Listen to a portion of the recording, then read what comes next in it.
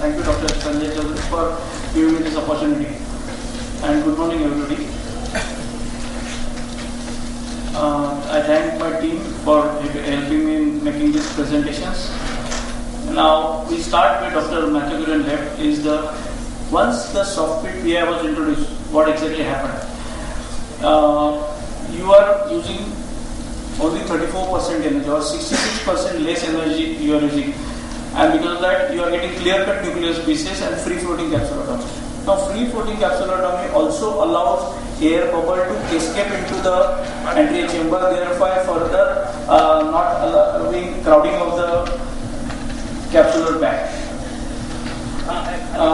More fragmentation we can think of in the picture because we are saving energy, and the life of machine has also increased.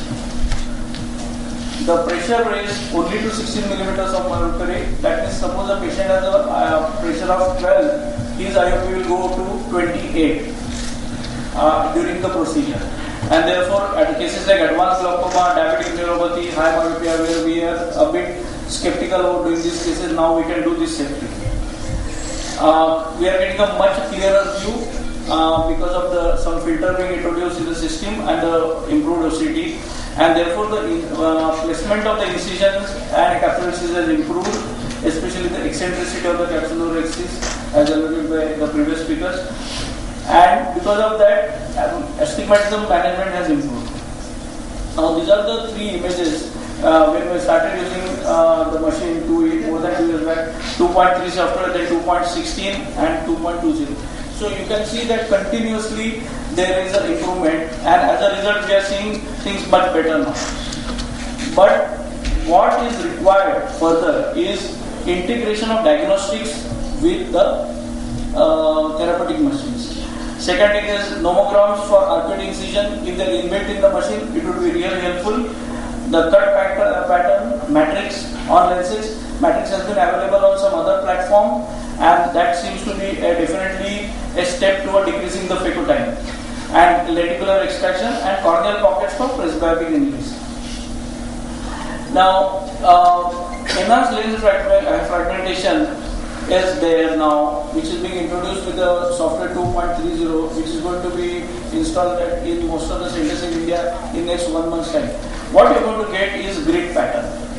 So it's not only vertical grid, but horizontally also you are going to get 2 or 3 planes dissected. As a result of that, you have to keep your phaco piece only in the center, phaco probe only in the center, and apply vacuum, the pieces will come to you.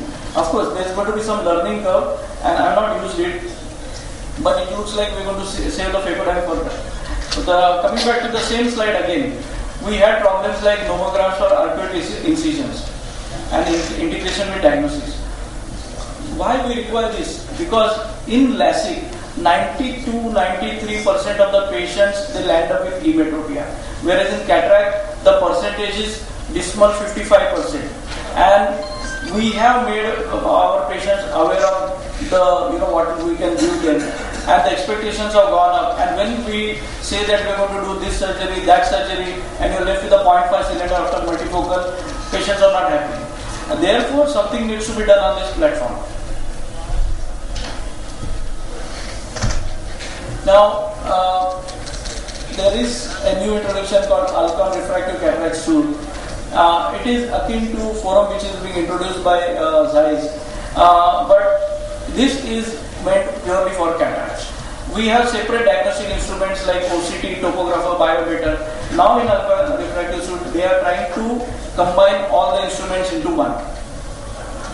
Then we have to do lots of calculations, separate formulas. Toric calculation has to be done separately, and then LRA calculation has to be done separately, and IOL formula we have to look to the third machine. Now we have only one screen which will give us, one machine which will give us all this. Then transferring the data. Yesterday I saw one paper where 199 cases were done, and out of that 4 patients had data feeding error. Now over here the data is going to be transferred by, soft data is going to be transferred, not printouts, and nobody is going to write it again and again. So all these things are going to be deleted.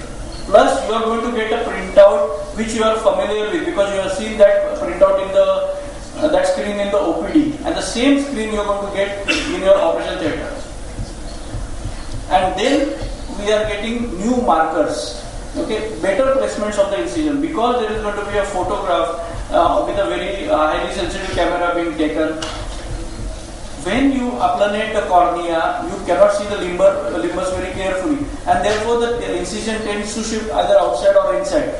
Now, these things, the machine is also going to do itself. They don't have to depend on us. We can of course maneuver it later. But what is going to happen is that your incision is going to be better placed, because the image is going to be recognized by various features like blood vessels and pigmentation. Plus, the factor of cyclodarsion is also going to be taken care of on its own. And then there will be two separate screens. You can see that there is a small screen in between on the lens X, and there is another screen where I see not that, the one which is on the right hand side. That screen, all these screens are going to give us proper guidance as to where to go, which is the incision side, and it's going to be much more accurate. So our astigmatism management is going to be improved. Then there are new things which are coming. Application for primary posterior capsulolysis is being worked out. So pediatric cataract will become a much simpler issue. OCT being visualized during the laser beam firing. Patient's eye moves. Okay, there may be some changes, like you have a case of high cataract. You have a case like hypermature cataract, where once the capsule is ruptured, the cataract can shift. All these things will be taken care of by the OCT, which will be on continuously on even when the firing is going on. And the treatment time is going to improve, because of which the patient comfort is going to improve. This is in the immediate pipeline. In the future, there are many things which a femtosecond laser can do, like working in the opaque cornea, because patient has got a corneal opacity. It's a problem for us doing cataract surgery. Vitreous adhesion, traction bands, what we have, which cause macular holes and various peripheral retinal tears. For presbyopia reversal lentotomy, again this is very much in the pipeline. Within another 2-3 years, we will see it being applied commercially. And like that, there are many more applications. Then in flex, femtosecond is not only about cataract. Actually, it came for LASIK, and we are continuously seeing better and better applications of femtosecond laser. So first came the flap maker, then came the relax, and then came the flex, and then came the smile. And because of this inflex, you are making the corneal button and just removing it. Whereas in smile, you are not even making a flap, you are making a very small cut, and through that you are removing this. Now this technique, even though it looks very excellent, it has got some limitations, like you cannot use it for hypermetropia, you cannot use it for higher refractive errors. But I am sure that something is going on, and you will get all these things sorted out. Okay. Then Intacs, Dr. Matthew Gurin has just now left, but they are doing a lot of work on corneal inlays, which is being done with the help of femtosecond laser. Then you have keratoplasty applications of femtosecond laser, which are being worked out. The number of sutures are less. Today, keratoplasty, the major problem is number of sutures. Astigmatism, induced astigmatism, infection, patient discomfort, long follow-up. Now the sutures are being decreasing. Now already we have come to the stage that from 16 sutures for keratoplasty we are taking 8, and there are some centers we are taking 4 sutures. There will be a day when for keratoplasty also we won't require sutures, and the patient rehabilitation would be faster.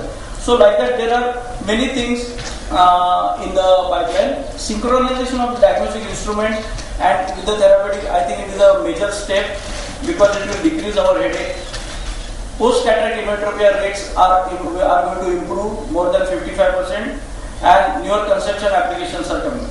All in all, it's a very good thing for ophthalmologists. Thank you very much.